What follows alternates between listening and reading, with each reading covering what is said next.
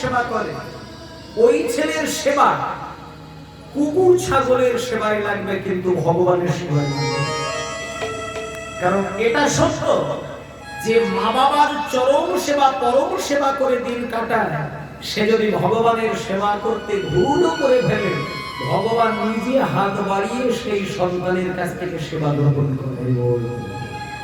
কারণ কারোর অন্তরে যদি কৃষ্ণ প্রেম থাকে, কৃষ্ণের প্রতি শ্রদ্ধা ভালোবাসা থাকে, সে মাকে না খেতে দিয়ে কোনোদিন নিজে খাবার মুখে তুলবে না। তাই জন্য প্রত্যেকটি মানুষকে চিন্তা করতে হবে যে আমি একজন কৃষ্ণ ভক্ত সন্তানের মা হতে চাই। মায়েরা লালটু বল্টু বল্টু কেলটু ভল্টুর মা হওয়া যায়, কিন্তু একটা কৃষ্ণ ভক্ত সন্তানের মা হওয়া কিন্তু কঠিন। যদি কোনোদিন দেখেন যে আপনার গর্ভে একটা পরম কৃষ্ণ ভক্ত সন্তান এসেছে, তাহলে জানবেন শুধু আপনি উদ্ধার হলেন তা নয়, আপনার স্বামী উদ্ধার হলো তা নয়, আপনার ওই পরিবারের লোকজন উদ্ধার হলো তা নয়। একজন কৃষ্ণ ভক্ত সন্তান যদি কোনো বংশে নেমে আসে, শাস্ত্র বলছে 14 পুরুষ, বিগত 14 পুরুষ, তারা যদি পাপের একটা পাহাড়কেও বসিয়ে রেখে দিয়ে যায়, একজন কৃষ্ণ ভক্ত সন্তানের এমন ক্ষমতা, বিগত 14 পুরুষের সঞ্চিত পাপের পাহাড় ধুয়ে মুছে পরিষ্কার হলে সকলের চিত্ত শুদ্ধ হয়ে একদিন গোবিন্দ চরণে নিবেদিত হবে। তাই কৃষ্ণ ভক্ত ছেলের মা হতে হবে, কৃষ্ণ ভক্ত মেয়ের মা হতে হবে। এই বাসনা করে যিনি ভগবানের সেবা করেন, সেই সেবাই হচ্ছে সার্থক। আজকে মায়েরা দেখো, কৃষ্ণানন্দ দত্ত রাজামশাইয়ের নাম, আর ওনার স্ত্রীর নাম হলো নারায়ণী দেবী। নারায়ণী দেবী প্রত্যেক দিন ছোট্ট একটা কৃষ্ণের বিগ্রহ তিনি সেবা করেন। আলাদা করে জল দিয়ে কৃষ্ণের অঙ্গ ধুয়ে দেয় না, চোখের জলে কৃষ্ণের অঙ্গ ধুয়ে দেয়। আর কেঁদে কেঁদে নিত্যদিন নারায়ণী দেবীর একটাই বাসনা, ঠাকুর তুমি আমার গর্ভে একটা সন্তান দাও, এমন একটি ছেলেকে তুমি আমার গর্ভে পাঠাও যে ছেলেটা আমার মুখে সেবা দেবে, তা না, যে ছেলেটা এই রাজপ্রাসাদটাকে সামলাবে, তা না, যে ছেলেটা আসবে আমার পেটে, সেই ছেলেটা যেন জন্ম থেকেই তোমার সেবাটুকু দিতে পারে। এইটুকু যদি আমার হয়ে যায়, আমার নারী জীবন সার্থক হয়ে যাবে। তাই একজন বাবার জীবন সার্থক হবে সেদিন, একজন নারীর জীবন সার্থক হবে সেদিন, যেদিনকে তার ছেলেটা কৃষ্ণ বলে চোখ থেকে গোবিন্দ স্তুতিগলিত করবে। দেখতে দেখতে নারায়ণী দেবী একদিন গর্ভবতী হলেন। আরো কয়েক মাস পরে নারায়ণী দেবীর কোল আলো করে একটা ছোট্ট ছেলের জন্ম হলো। আদর করে মা বাবা দুইজনে ওই ছোট্ট ছেলেটির নাম রেখে দিলেন নরোত্তম। রাজশাহী জেলায় আছে কে তুমি, হরি হরি বল। রাজশাহী জেলায় আছে কে তুমি গান, রাজশাহী জেলায় আছে কে তুমি গান, রাজশাহী জেলায় আছে কে তুমি গান।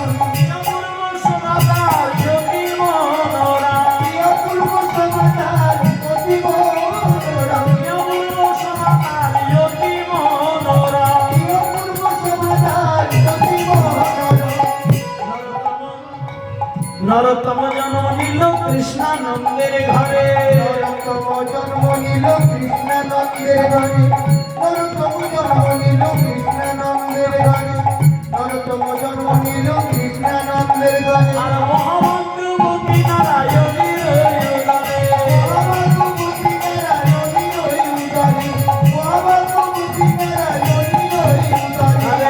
আনন্দ ধরে না, আনন্দ ধরে না, আনন্দ ধরে না, আনন্দ ধরে না, রাজশাহী বাসী মনে আনন্দ ধরে না, রাজশাহী বাসী মনে আনন্দ ধরে না, রাজশাহী বাসী মনে আনন্দ ধরে না, রাজশাহী বাসী মনে রাজপুত্র হলো বলে হরি বল, রাজপুত্র হলো বলে রাজশাহী বাসী মনে রাজপুত্র হলো বলে রাজশাহী বাসী মনে রাজপুত্র হলো বলে আনন্দ ধরে না, আনন্দ ধরে না, আনন্দ ধরে না।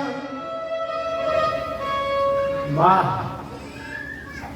রাজামশাইয়ের ছেলে হয়েছে।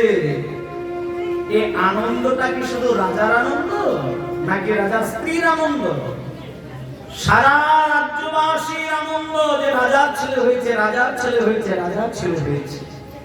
সবাই লাইন দিয়ে রাজার ছেলেকে দেখার জন্য দাঁড়িয়ে রইলেন। আর যে ছেলেটা রাজামশাইয়ের জন্ম নিয়েছিলেন সেই ছেলেটা এত সুন্দর দেখতে, এত মিষ্টি তার বদন, যে ছেলেটিকে সে দেখে কেউ চোখ ফিরিয়ে দিতে পারে না।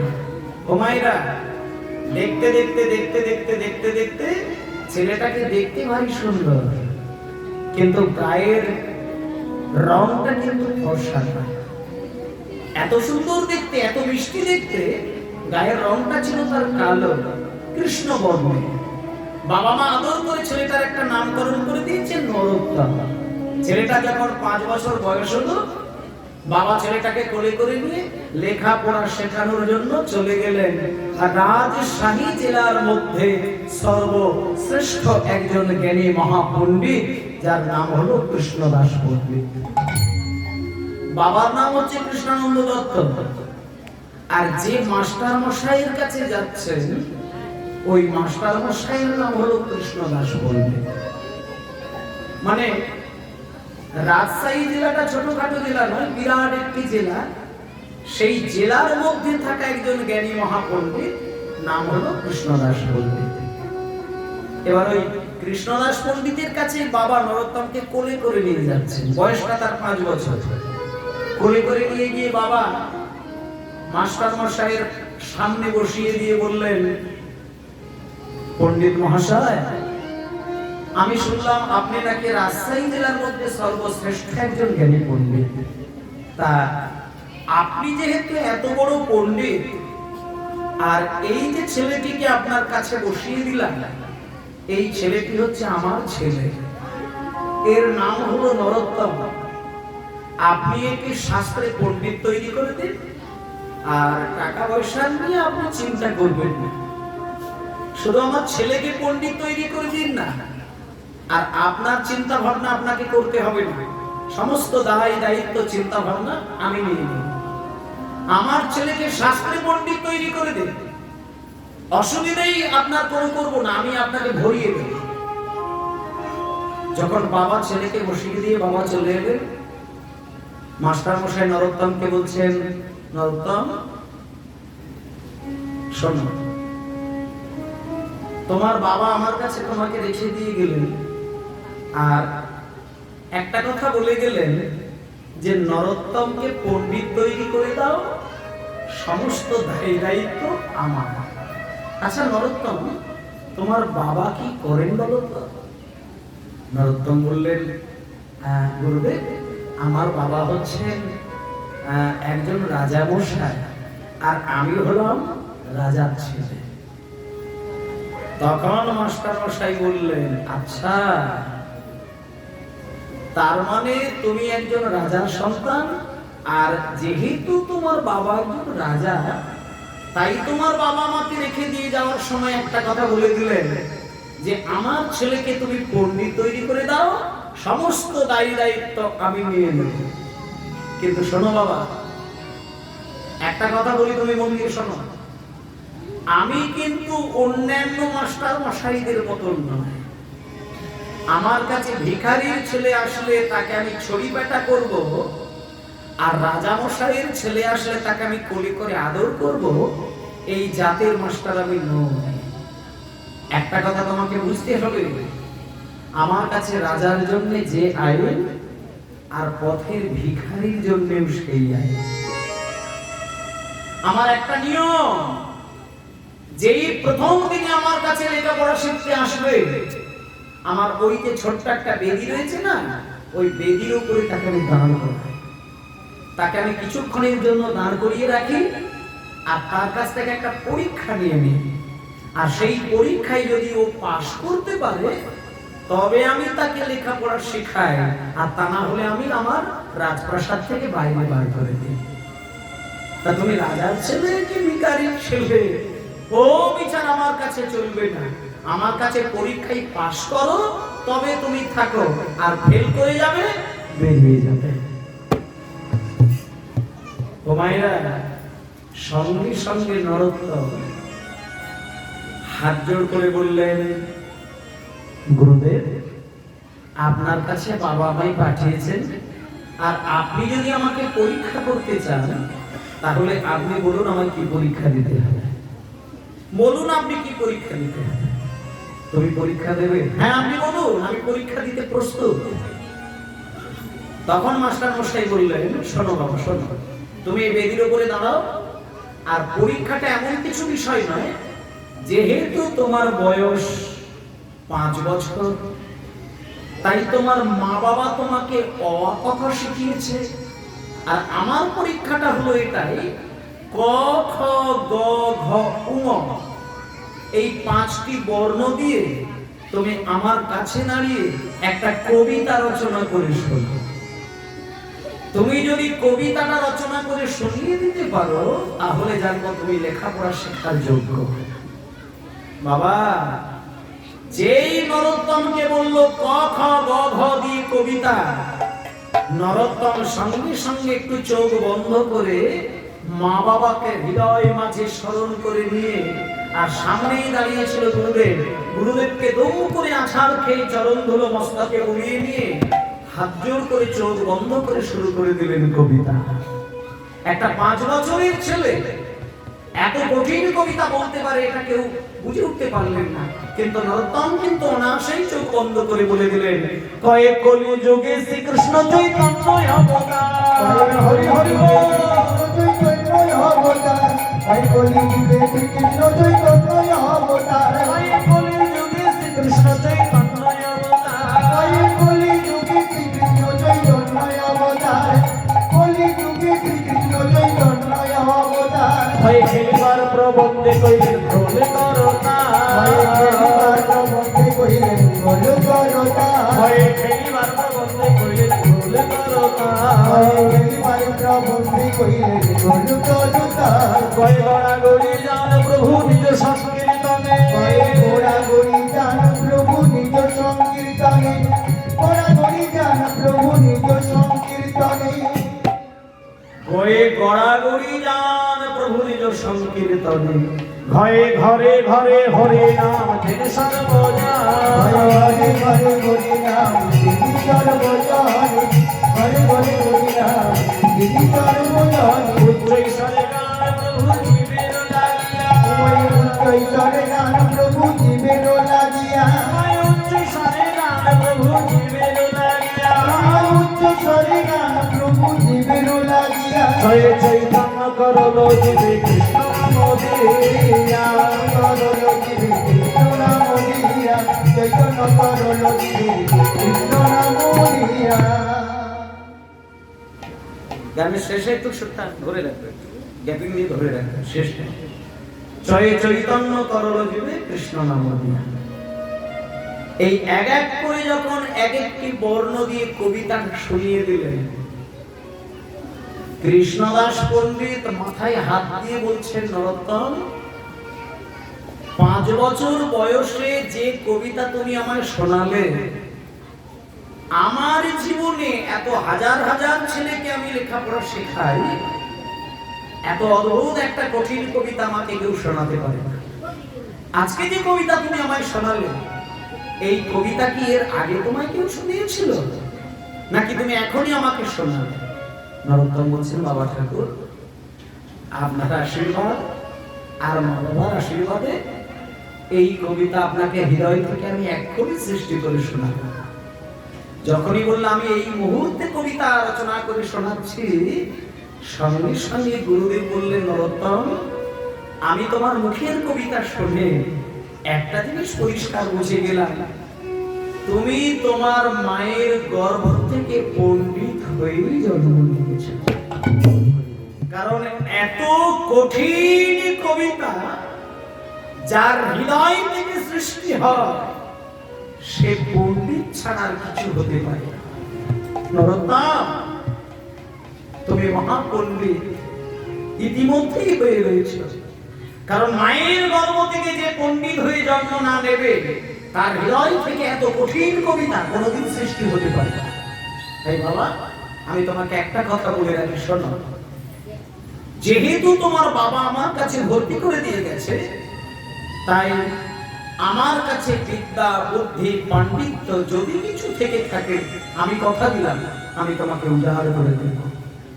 তাই মাগো, নরোত্তম যেদিনকে গুরুদেবের কাছে গেলেন, সেই দিন নরোত্তমের বয়স ছিল 5, আর একটা বছর গুরুদেবের চরণে শিক্ষা অর্জন করে নরোত্তমের বয়স হয়ে গেল 6 বছর। এবার 6 বছরের বয়স যেদিনকে ছেলেটার হলো, একদিনকে নরোত্তমকে পরীক্ষা করার জন্য 4খানা বেদ, 6খানা দর্শন, বেদের এক একটি অধ্যায় মুখস্থ করতে গেলে এক একটি ছেলের ক্ষেত্রে 5 বছর 10 বছর করে কেটে যেত। একটা বেদকে যদি অধ্যয়ন করতে হয়, একটা জীবন কেটে যায়। আর নরোত্তমের যেদিনকে 1 বছর কাটলো, সেদিন মাস্টার মশাই 4টে বেদের যে অধ্যায় থেকে যে শ্লোকটাই বলতে চায়, নরোত্তম চোখ বন্ধ করে সেই শ্লোকের ব্যাখ্যাই শুনিয়ে দেয়। মানে গুরুদেব যে বেদের যে অধ্যায় থেকে যে শ্লোক মুখস্থ বলতে বলে, নরোত্তম কি করে যে সেই শ্লোকটা অনায়াসে বলে দেয়, গুরুদেব তার হিসাব মিলিয়ে পারে। 1 বছরের মধ্যে 4খানা বেদ, 6খানা দর্শন কি করে যে নরোত্তম মুখস্থ করে ফেললেন, গুরুদেব হিসাব করতে পারলেন। 1 বছরের মধ্যে নরোত্তমকে দেখতে পেলেন মহাপণ্ডিত হয়ে গেছে। 1 বছর পরে নরোত্তমকে একদিন বুকের মাঝে জড়িয়ে ধরে গুরুদেব বললেন, নরোত্তম এসো বাবা, তুমি মহাপণ্ডিত হয়ে গেছো। এই একটা বছরের মধ্যে যে 4খানা বেদ আর 6খানা দর্শনকে হৃদয়ে ধরতে পারে, তার মতন মহাপণ্ডিত আমার বিচারে জগতে আর কিচ্ছু হতে পারে। তাই কথা, আমি তোমার মাথায় 2 হাত দিয়ে আশীর্বাদ করে দিলাম, আমি তোমায় কথা দিলাম, তুমি শ্রেষ্ঠ মহাপণ্ডিত। তোমার মতন এত বড় পণ্ডিত আমার জীবনে আমি এর আগে কোনোদিন দেখি না। তুমি পণ্ডিত হয়ে গেছো। তবে একটা শেষ কথা আমি তোমায় বলি, তুমি এই মুহূর্তে আমার বিদ্যা, আমার বুদ্ধি, আমার পাণ্ডিত্য যদি কিছু থেকে থাকে, আমি তোমাকে ইতিমধ্যেই উজাড় করে দিতে।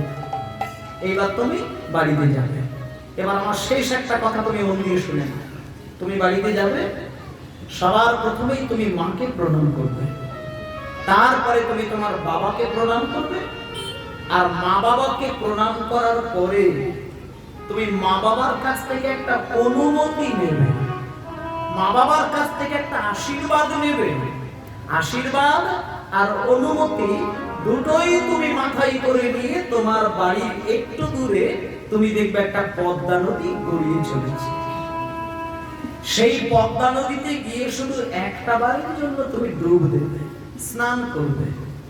আর আমি তোমার গুরুদেব হয়ে আমি তোমাকে একটা কথা বলি, যেদিনকে তুমি মা বাবার অনুমতি নিয়ে পদ্মা নদীতে স্নান করতে যাবে, সেদিন তুমি পদ্মা নদীর জলে নেমে চোখ বন্ধ করে পদ্মা নদীকে তুমি একটা জিনিস চাইবে। তুমি শুধু বলবে, পদ্মা, আমি গুরুদেবের মুখে শুনেছিলাম তোমার জলে নাকি চৈতন্য মহাপ্রভু স্নান করেছেন। তা পদ্মা, যে নদীতে চৈতন্যদেব স্নান করেন, আমি জানি নদীতে যেহেতু মহাপ্রভু স্নান করেছেন, তার পায়ের ধুলো কিন্তু তোমার নদীর জলে আজও মিশে আছে। তাই পদ্মা, আমাকে কিচ্ছু দিতে হবে না, আমি শুধু তোমাকে একটা জিনিস চাই, যেহেতু তোমার জলে মহাপ্রভু স্নান করেছেন, ওই মহাপ্রভুর যে পায়ের ধুলোটা তুমি তোমার জলের মধ্যে মিশিয়ে নিয়ে বেড়াচ্ছ, তুমি সব ধুলো আমায় দিতে হবে না। ওই হাজার হাজার লক্ষ লক্ষ ধূলিকণার মধ্যে একটি ধূলিকণা আমার হৃদয়ে শুধু তুমি ঢুলিয়ে দাও পদ্মা। এবার তোমার এই কথাটা যদি পদ্মা নদী একবার শুনতে পায়, আর পদ্মা যদি শুনতে পেয়ে পদধূলির একটা কণা তোমার হৃদয়ে বুলিয়ে দেয়, আমি তোমাকে গুরুদেব হয়ে বললাম, তোমার মানব জীবন ধন্য হয়ে চলে যাও, তোমার আর কিছু করার দরকার নেই। 4খানা বেদ, 6খানা দর্শন তুমি মুখস্থ করে বসে রয়েছো, কিন্তু গৌরাঙ্গের কৃপাটা যদি তুমি লাভ করতে না পারো তাহলে তোমার কি হবে জানো? চারি বেদ সরদর্শন করিয়া অধ্যায়ন হরি হরি সরদর্শন করিয়া অধ্যায়ন চারি বেদ সরদর্শন করিয়া অধ্যায়ন সে যদি আমার গৌরাঙ্গ নাহি ভজে সে যদি আমার গৌরাঙ্গ নাহি ভজে সে যদি আমার গৌরাঙ্গ নাহি ভজে বৃথা তারি অধ্যায়ন লোচন বিহীন বিধাতারে অধ্যায়ন লোচন বিহীন বিধাতারে অধ্যায়ন লোচন বিহীন অন্ধের দ্বারে পথে কি বাধা অন্ধের দর্শন করে কি বাধা আরে অন্ধের দ্বারে পথে কি বাধা হইয়া অন্ধের দর্শন করে কি বাধা মায়ের বাবা, এই প্রসঙ্গে একটা কথা আমাদেরকেও জানতে হবে।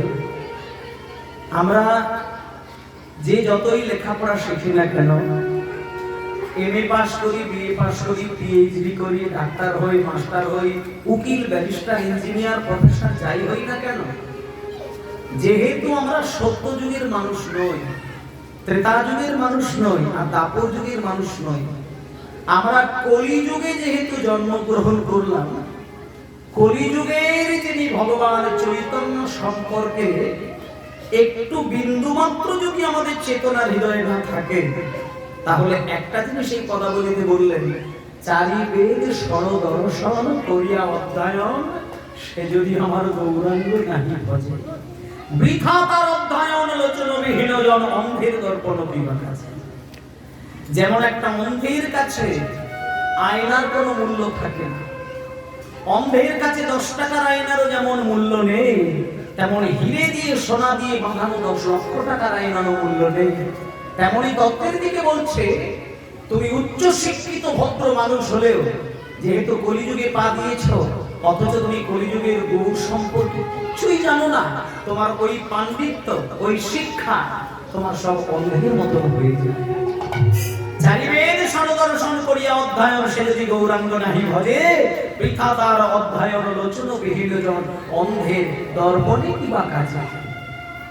এবার শেষের লাইনটাতে বলে দিলেন, বেদ বিদ্যা দুই কিছুই নাহি জানো, বেদ বিদ্যা দুই কিছু নাহি জানত, আরে বেদ বিদ্যা দুই কিছুই নাহি জানো, বেদ বিদ্যা দুই কিছু নাহি জানত, সে যদি আমার গৌরাঙ্গ করে সঙ্গ,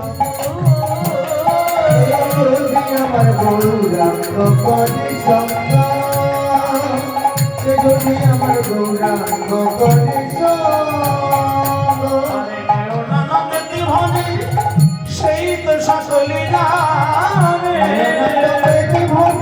হরি হরি হরি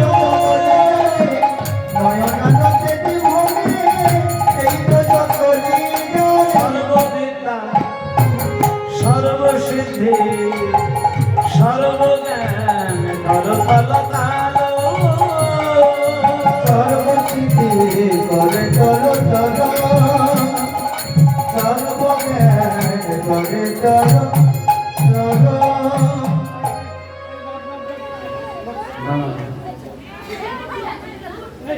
এই কোচকেগুলোর মা কোথায়?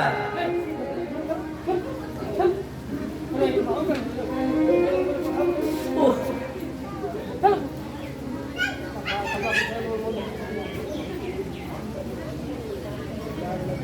জয় পিতাই গৌর হরিবল। তো কীর্তন করা মুশকিল হয়ে যায়, হ্যাঁ? তো পুতুল নাচ হয়ে যাচ্ছে, কি জ্বালা।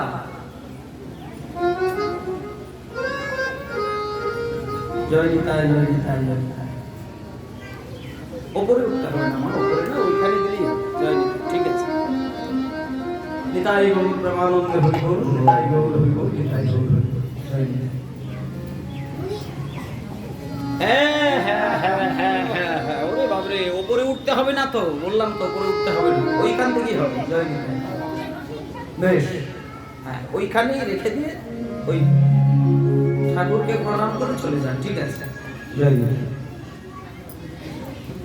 আস্তে, এইবার দেখুন পদ্মা নদীর জলে স্নানের তত্ত্ব উপদেশ দিলেন আমাদের গুরুদেব। আস্তে, এইবার যখন গুরুদেব বলে দিলেন যে পদ্মা নদীর জলে স্নান করতে হবে মা বাবার অনুমতি নিয়ে, সঙ্গে সঙ্গে নরোত্তম বাড়িতে চলে আসেন। বাড়িতে এসে মাকে প্রণাম করেছে, বাবাকে প্রণাম করেছে। মা তো কোলে বুকে জড়িয়ে ধরে ছেলেকে আদর ভালোবাসা দিলেন। এরপরে বাবা ছুটে গিয়ে ছেলেকে বুকের মধ্যে জড়িয়ে ধরলেন এবং বাবা বললেন, খোকা, আমার ইচ্ছে ছিল আমি তোকে পণ্ডিত তৈরি করব, তুই মহাপণ্ডিত হয়ে গেলি। এইবার আমি তোকে একটা কথা বলি, যেহেতু তুই বাবার মনের আশা পূর্ণ করেছিস, তাই এইবার আমি তোকে একটা কথা বলতে চাই। ছেলে হয়ে বাবার কাছ থেকে কি চাস বল? আমি তোকে তোর মনের ইচ্ছা পূর্ণ করার জন্য আমি তোকে দিতে চাই। নরোত্তম বলছে, বাবা তুমি যদি আমাকে কিছু দিতে চাও তাহলে আমি তোমার কাছ থেকে একটা জিনিস চাই, তুমি আমাকে দেবে? তখন বাবা বলছে, খোকা রে, যেহেতু আমি তোর বাবা, তুই আমার সন্তান, তাই বাবা হয়ে আমি কথা দিলাম, তুই যা চাইবি আমি তোকে তাই দেব, বল তুই কি চাস? তখন নরোত্তম ছোট্ট ছেলে, 6 বছরের বালক, হাত জোড় করে বললেন, বাবা আপনি যদি আমাকে কিছুই দিতে চান তাহলে অন্য কিছু দিতে হবে না, আপনি শুধু আমার মাথায় হাত রেখে একটা আশীর্বাদ করুন আর আপনি আমাকে একটা অনুমতি দিন, আমি শুধু পদ্মা নদীর জলে একবার স্নান করতে চাই। যেই বলেছে স্নান করতে চায়, বাবা তখন বললেন, খোকা রে, পদ্মা নদীর জলে স্নান করবে, এটা আবার এইভাবে বাবার কাছে চাইবার কিছু দরকার না। ঠিক আছে দাঁড়া, পদ্মা নদীর জলে স্নান করবি, তুই এখানে নীরব হয়ে দাঁড়িয়ে থাক, আমি তোকে সোনার কলসি করে নদী থেকে জল নিয়ে এসে স্নান করিয়ে দেব। নরোত্তম বলছে, বাবা আমি তো ওইভাবে স্নান করবো না, সোনার কলসি করে নদী থেকে জল নিয়ে এসে দিলে আমি স্নান করবো না, আমি পদ্মা নদীতে গিয়ে স্নান করতে চাই। ও তুই নদীতে যেতে চাস, তাই তো? ঠিক আছে, তাই হবে। এই কে আছিস? সুন্দর করে একটা পালকি দামি দামি ফুল দিয়ে সাজা, আমার ছেলে পালকিতে করে যাবে পদ্মা নদী পর্যন্ত। যেই বলেছে পালকিটা সাজা, নরোত্তম বলে উঠলেন, বাবা আমি তো পালকিতে করে যাব না, পালকিতে চড়ে গেলে লোকের কাঁধে চড়ে যেতে হয়, আর লোকের কাঁধে চড়ে যদি যাওয়া হয় তাহলে অন্তরে কিন্তু